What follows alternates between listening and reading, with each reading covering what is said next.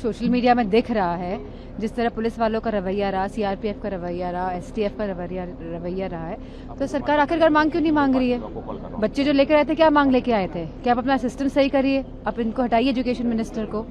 तो सरकार क्यों जवाब नहीं दे पा रही है? सरकार ये और जब इतनी बड़ी बड़ी बातें ये लोग कहते हैं युवाओं के बारे में और कितने प्रोग्राम्स लेके आते हैं, हालांकि धरातल पे कुछ उतरता नहीं है, बात अलग है, लेकिन सरकार आए और जवाब दे। खुद प्रधानमंत्री को आना चाहिए। इतनी बड़ी जो ये आंदोलन हुआ है, न जाने कितने लाखों बच्चे पिट गए इसमें, तो आखिरकार क्यों नहीं आ रहे लोग सामने, बात क्यों नहीं कर रहे? इनके कोई भी सांसद आके क्यों नहीं बात कर रहे हैं?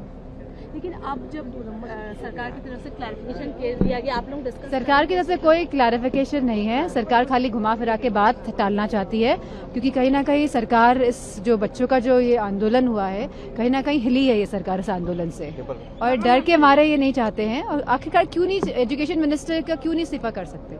बच्चों की क्या डिमांड है, क्या चाहते हैं बच्चे?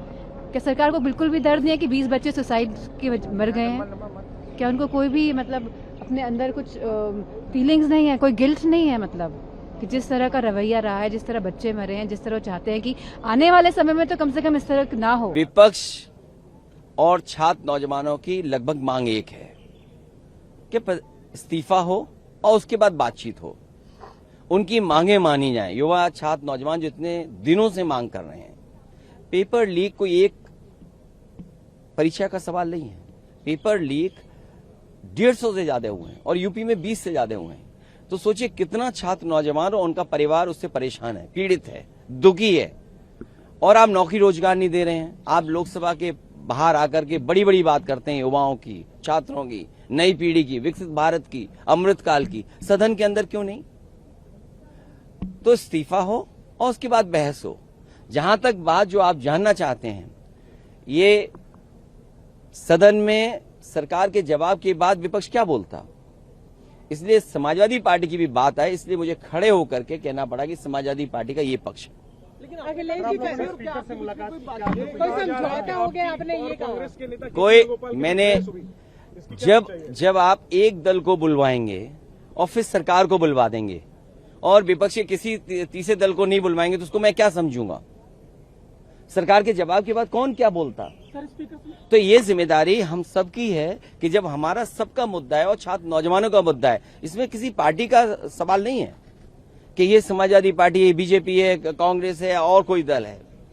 ये सवाल छात्र नौजवानों का हम सब उठा रहे हैं। जो छात्र नौजवान आ रहे हैं वो अपनी मांगों को लेकर के आ रहे हैं। न उनको कोई तैयारी करा रहा है, न कोई उनके इंतजाम कर रहा है, न खाने का इंतजाम, न आने का इंतजाम। तो छात्र अपने आप आ रहे हैं, उन छात्रों की बात करना चाहते हैं। और क्या व्यवहार किया है सरकार ने?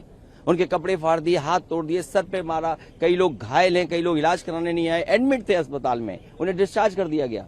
और जब राहुल गांधी जी और हम और तमाम सांसद वहां गए, क्या कपड़े नहीं फाड़े गए या कपड़े नहीं पकड़े गए? ये व्यवहार पुलिस ने कब करना शुरू कर दिया, वो भी लीडर्स के साथ? यूपी में तो अभी जानकारी मिली है, कोई नेता नहीं बचा जिसका कपड़ा ना फाड़ दिया हो पुलिस को। ये पुलिस को ट्रेनिंग कौन दे रहा है? ये पुलिस का काम कब से शुरू हुआ कि आपके कपड़े फाड़ करके आपको अपमानित करें? क्या मेरे कपड़े नहीं फाड़े या पकड़ने की कोशिश नहीं की? क्या राहुल जी के टी शर्ट या कपड़े नहीं पकड़े? ये ट्रेनिंग कहां से दी है? ये पुलिस को ट्रेनिंग कहां से दी गई है? बड़ा मुद्दा क्या है, इस्तीफा या जो ब्रुटैलिटी की बात कर रहे हैं? बड़ा मुद्दा नंबर 1 इस्तीफा, नंबर 2 जो बच्चे छात्र नौजवानों की मांगे हैं, तीसरा जो उनके साथ व्यवहार हुआ है बच्चों के साथ। तो नहीं अगर होगा तो जो चल रहा है वही चलेगा, और क्या हम कर सकते हैं? हमें आवाज तो उठानी पड़ेगी, हमें आवाज तो उठनी पड़ेगी। जो कुछ रिपोर्ट हुआ है एलिजिडली, क्या कांग्रेस से कोई डिफरेंस? भाई हम तो एक ही चीज जानते हैं, जिसका दाना उसका गाना, जिसका दाना उसका गाना। ये अफसाना फसाना जाने कितने दिन से चल रहा है, इसलिए आप अपनी बात मुझे मत पहुंचाओ। जो बात मैंने कही वही सदन में कही, और ऑफ रिकॉर्ड भी अगर आप सदन में जानकारी करना चाहें, क्योंकि आप में से तमाम लोग वो हैं जो बहुत रिसोर्सफुल हैं, आप जानकारी कर लिए सदन में on the floor of house मैंने क्या कहा। समाजवादी पार्टी की बात जाए, ये हमारी जिम्मेदारी है। छात्र नौजवानों की लड़ाई समाजवादी पार्टी लड़ रही है। कल रात को भी समाजवादी पार्टी कार्यकर्ता नेताओं के साथ जो व्यवहार हुआ, कम से कम वो बात तो रखें हम। अगर रखने का मौका नहीं मिलेगा तो हम खड़े होकर के तो कहेंगे। डिस्कशन आपको पहले चाहिए या आप कह रहे हैं क्या चीज? नीट पे डिस्कशन, या आप कहना चाहते हैं कि रेजोल्यूशन? क्या आप सुन नहीं पा रही हो या आपका कैमरा रिकॉर्ड? एप्पल फोन लियो, उसके बाद रिकॉर्ड नहीं हो रहा उसमें, कमाल होगी बात। पहला है इस्तीफा हो, दूसरा नीट पर बहस हो, चर्चा हो। तीसरा छात्र नौजवानों के साथ जो व्यवहार हुआ है, इस्तीफे की मांग अगर राजनीतिक गतिरोध है, यूं ही बरकरार रहता कोई राजनीतिक नहीं है। अच्छा, मंत्री बदले जाएंगे, आप देख लेना, हम देख लेना। कोई दबाव है जिसकी वजह से मंत्री नहीं बदले जा रहे हैं। हो सकता है कोई छुपा राज खुल जाए। सरकार कोई पहले चर्चा करें, उसके बाद अगर गतिरोध क्यों चर्चा की जरूरत है? सरकार ने खुद स्वीकार किया कि नीट की परीक्षा में पेपर लीक हुआ और उन्होंने दोबारा परीक्षा कराई। क्या ये सरकार ने स्वीकार नहीं किया? अगर गतिरोध यूं ही तो आखिरकार क्या क्रेडिबिलिटी है फिर? गतिरोध यूं ही बरकरार रहता है, गतिरोध नहीं है, हम अपनी बात तो उठाएं। नई विकल्पों पर भी विचार करेंगे, विरोध के नए ये सदन के लीडर्स के बीच की बात है कि हम बात करके क्या रास्ता निकालें। अखिलेश जी, सदन में आपने कहा था कि इस्तीफा आगे पीछे हो सकता है, पर नीट पे डिस्कशन होना चाहिए। नहीं, फिर अब गलत बात कह रहे हैं आप। बाहर इसीलिए तो है कभी चुनाव लड़ना, आप लोकसभा के अंदर आना। देखिए, मैंने ये कहा कि जो छात्र नौजवानों के साथ हुआ है व्यवहार, वो किसी पॉलिटिकल पार्टी से संबंध नहीं रखते थे। वो आम छात्र युवा नौजवान आया था, उसके साथ जो व्यवहार हुआ, पहले वो बात तो हो जाए। राहुल गांधी जी के साथ जो व्यवहार हुआ या हमारे साथ हुआ या हमारे साथ जो सांसद थे या कांग्रेस पार्टी के जो सांसद जो व्यवहार हुआ, वो सबने देखा। सर, अपोजिशन के कई सारे लोग जा रहे हैं सोनम वांगचुक जी से अपील करने के लिए मेदांता हॉस्पिटल की वो अपना अनशन तोड़ दे। मैंने अपील पहले भी की थी। समाजवादी पार्टी इस पक्ष में कभी नहीं रही है कि भूख हड़ताल की जाए। डॉक्टर राम मनोहर लोहिया, नेताजी कभी इस पक्ष में नहीं रहे भूख हड़ताल की। जब मैंने पहली बार उनसे बात की और अपील की, मैंने यही अपील की थी कि आप भूख हड़ताल में मत बैठिए, सरकार से संघर्ष करिए। और ये सरकार तो ऐसी है कि अब बताओ, मौसम है आम का, आप बबूल के पेड़ पे आम मांग रहे हो।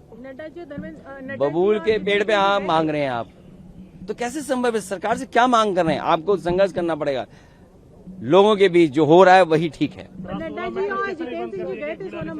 देखिए, अब जो जिन मंत्री जी का आप नाम ले रहे हो, उन्होंने और हमने पहला एक मेडिकल कॉलेज शुरू किया था यूपी में, आज तक नहीं बन पाया।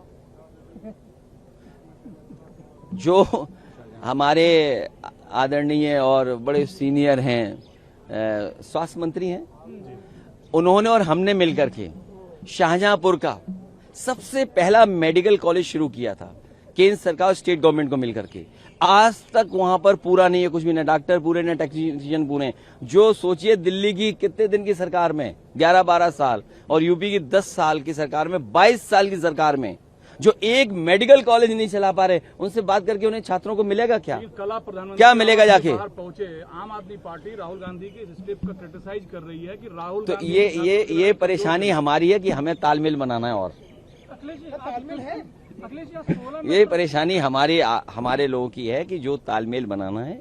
आजकल सोशल मीडिया बहुत फास्ट चल रहा है, स्पीड भी इंटरनेट की बढ़ गई है, तो क्लिक करते ही बात आप तक पहुंच जाती है, डिलीट करने का मौका ही नहीं है।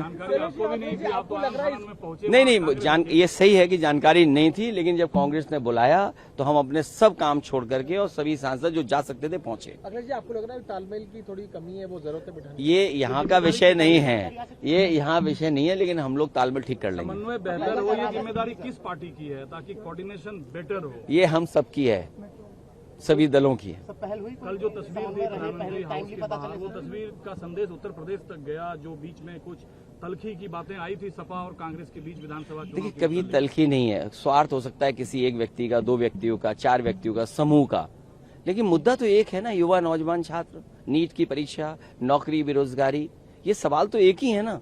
महंगाई, किसान का सवाल, खाद नहीं, DAP नहीं। आप क्या कर रहे हो? बटाई पे है, किसान लेता है खेती, आप खाद नहीं दे पा रहे हो? क्या खाद दे दोगे आप? जो बटाई पे किसान यूपी में लेता है, किसी को खाद नहीं दे रही है सरकार। ये सरकार जो डबल इंजन, जाने कितने इंजन बताती थी सरकार। 16 मेट्रो स्टेशन बंद कर दिए गए हैं छात्रों। ये देखना, एक दिन दिल्ली बंद कर देंगे, आपको हमको भी नहीं आने देंगे अगर इस तरह चलता रहा। क्योंकि सुने ना, किसको सुनाएं हम? अगर कहें कि आप ये बताइए परीक्षा दोबारा हुई कि नहीं हुई? अगर परीक्षा दोबारा हुई, इसका मतलब ये है कि सरकार खुद स्वीकार करिए पेपर लीक हुआ, पेपर लीक में लोग पकड़े गए हैं, तो इस्तीफा देने में क्या दबाव है, क्या मजबूरी है, क्या छिपा हुआ राज खुल जाएगा जिसकी वजह से ये सरकार इस्तीफा नहीं करा पा रही? तो सोचो सरकार कितनी कमजोर है कि अपने मंत्री और संगी साथी का इस्तीफा नहीं करा पा रहे। आप इस्तीफा करा लो, दोबारा शपथ करा दे, विपक्ष क्या कर लेगा? अगर मान लीजिए आज इस्तीफा करा लें, 15 दिन बाद फिर शपथ दिला दी किसी दूसरे विभाग की, विपक्ष क्या कर लेगा? लेकिन कम से कम कमी तो स्वीकार करें कि हाँ गलती हुई है। इलाहाबाद हाईकोर्ट के जज ने राम मंदिर चंदा चोरी को लेकर जो तल्ख टिप्पणी की है वो शब्द अपने आप में बहुत कुछ बयां करता है। मैं उससे सहमत नहीं हूं, मैं स्वीकार नहीं कर सकता हूं मृत्युदंड वाली बात। जान लेना अधिकार किसी का नहीं है। और एसआईटी का गठन यूपी की सरकार ने किया तो छोटा मामला निकल के आया। अब एक और एसआईटी बड़ी बन रही है तो हो सकता है बड़ा मसला निकल करके आए। अगर दान पात्र में ये बातें हो जाएं, दान पात्र में, चढ़ावे में, गुप्त चढ़ावे में, तो कितना बड़ा पाप है, महापाप है। हमारा जो धर्म है सनातनी बहुत संवेदनशील है, बहुत अलग तरह का धर्म है। छोटी सी चीज पे हम पाप मान लेते हैं और ये तो मंदिर के चढ़ावे का पाप है। कितना बड़ा महापाप हुआ है। राष्ट्र ट्रस्ट की बैठक भी हो रही है, नया सीईओ चुना तो भाई न तुम्हें बनाया जाएगा न हमें बनाया जाएगा, हम क्यों बात करें किसी बात की। हम और आप नहीं बनाए जाएंगे।